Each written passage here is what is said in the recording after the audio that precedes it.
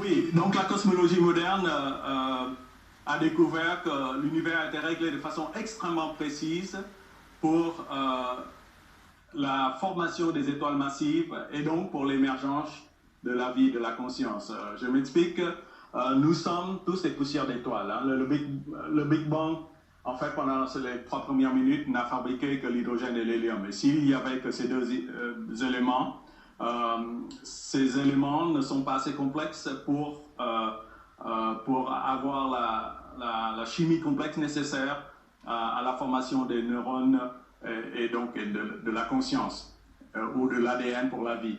Et donc, il fallait que l'univers invente les étoiles massives.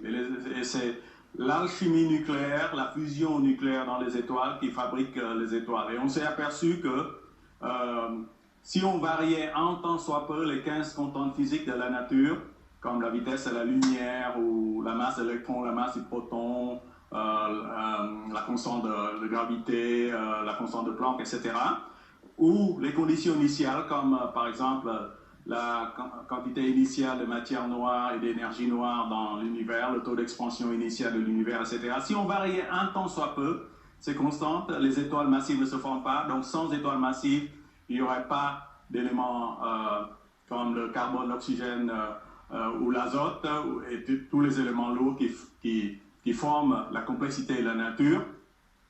Et donc, sans ces étoiles, la vie et la conscience ne seraient pas possibles. Et ce réglage est d'une précision extraordinaire. Je donne toujours l'exemple que cette précision est égale à la précision que devrait exercer un archer s'il voulait planter une flèche dans une cible d'1 cm², mais qui serait placée aux confins de l'univers à 15 milliards d'années-lumière.